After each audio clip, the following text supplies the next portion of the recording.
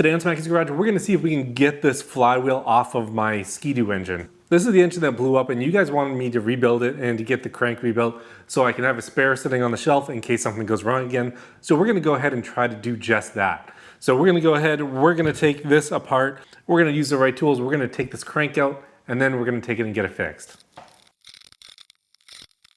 So a little bit of history on this engine. This is the original block out of my 2007 Skidoo.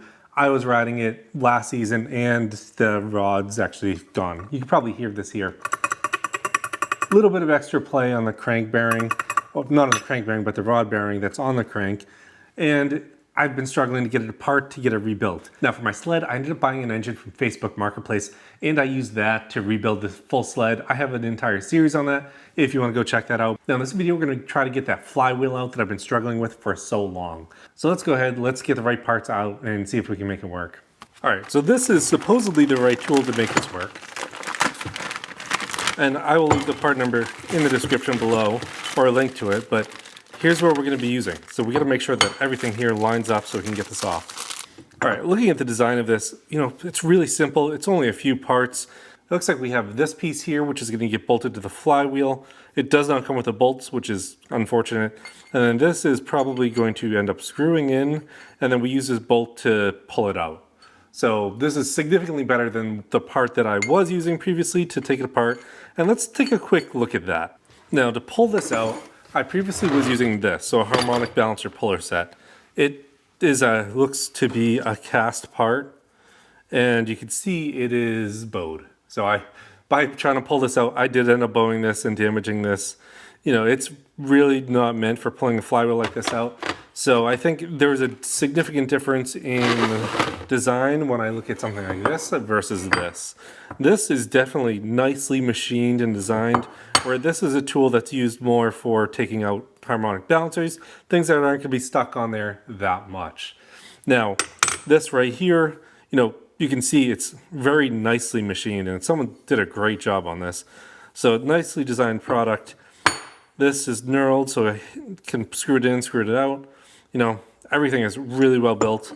It's both the same weight, the same material, but it's definitely going to be stronger. So we're going to go ahead, we're going to try to bolt this up and see if we can make it work.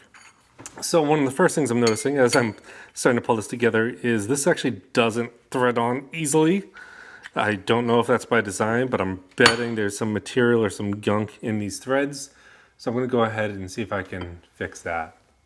All right, so looking at this, it doesn't actually come with directions. So I think the way that this is going to fit in is, now there's a recessed piece here, and it looks like this recessed piece is going to go over this lip here.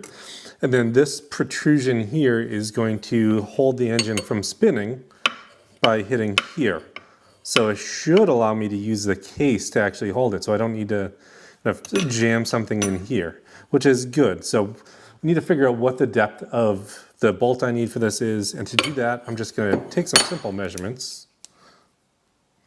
Yeah, to figure out what bolt size I'm going to use, simple measurements. This is called there 8 millimeters-ish, and then this here is another 6 millimeters, so 8 plus, actually 7, 8 plus 7, we're talking 15 millimeters. Now we definitely don't want to go too deep with the bolt here because I've heard it can damage a stator if you go too far in.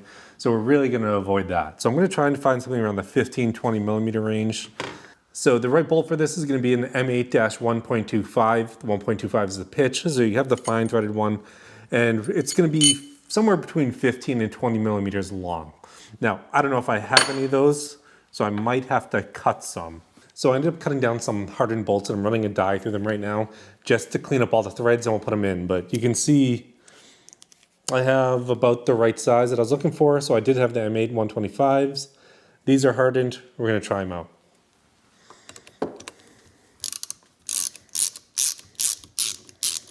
Okay, everything is tightened down. Should be straight on there. Go ahead and thread this in. All right, so what I'm going to do now is I'm going to lubricate this giant bolt here, which is already pretty well jammed in there. And the reason why I'm lubricating this bolt is this is the one I'm going to be turning. I'm going to go ahead and just add plenty of lube to this bolt because a few things. One, this bolt is going to be spinning on the top of the crank, and then the other is I want to make sure it moves within these threads. After I've gotten plenty of lube in it, I'm just going to screw it in. Now, I guess I get to cranking. So this is gonna take a 15/16 24 millimeter. I'm gonna go ahead and see if we can get this to break free.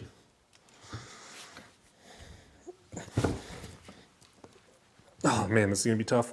I don't know if I can do this on the bench. I might need to do it on the ground just so I can step on it.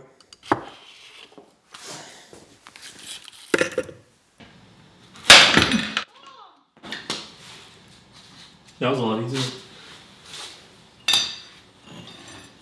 Honestly, I did not expect this to come off as easy as it did. Now it's keyed, so you can see that there's a keyway in there. There's a key still in there. You take the stator off, we'll pull the crank out, and we'll take a look at the crank, and then that'll be it. Then it's up to me to get this rebuilt. You know, I am really shocked at how easy this came out using the right tool. I mean, if you remember my previous video, I had an entire video title that was I give up because of how hard this was and how much of a pain this was to actually get apart. I put heat on it, I cranked on it, I did pretty much everything I thought I could. And just this tool plus a large breaker bar came right off. So if you need an excuse to buy one, go ahead and buy one. Now you could probably go ahead and make one yourself very easily.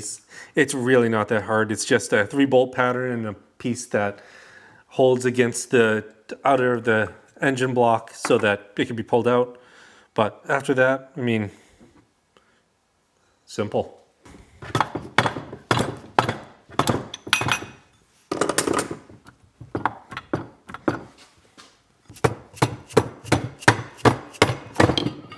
All right, let's go ahead and take a look at the engine, see what we can find. Now, overall, I mean, surfaces don't look too bad. I don't see anything that's like horrific in here yet, but definitely have some cleaning to do. Get everything back ready to go together. I think first things I'm noticing is just sure there is isoflex in here, so there's still some grease, which is good. That means the bearing seal is working. This is the one that has a lot of play. That's the one where there is the issue. No adverse noises from spinning it other than this. So at bearings front and rear, you know, everything still spins freely, still is pretty tight except for this. So this is probably all that needs to get looked at. You can see that the gear here is spinning the gear that drives both the water pump plus the oil pump down there. So no issues there. I want to see what's in the bottom of the case to see if there's material to compare this side to this side. So I have to try to figure out how to get this out.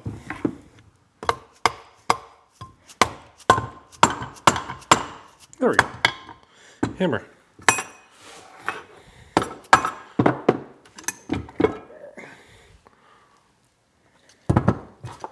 All right, so definitely some metal shavings in there. It is kind of hard to see, but you can see the metal shavings in there from the bearing. So this is definitely the one that did go on this side. So all this is going to need to get cleaned up before anything gets put back together. So if you're wondering what the inside of your sled engine looks like, this is it. This is the case for it. I mean, I can definitely see some pitting and some damage in there from the material that was in there. This bearing might have some damage to it, something that's going to have to be looked at. But my guess is probably the material from this got into here and destroyed this bearing. This obviously will need to be rebuilt or something will have to happen with that. And then the top side's fine, so it's just really taking care of the crank. So I guess that's it. Everything came apart much easier, and I think one of the things I learned is having the right tools for the job or the right tool makes it so much easier. I was fully expecting for that to put up a battle to come out, but you know, it did come out nice and easy. So now, gotta get this crank to a machine shop or a shop that can take care of it.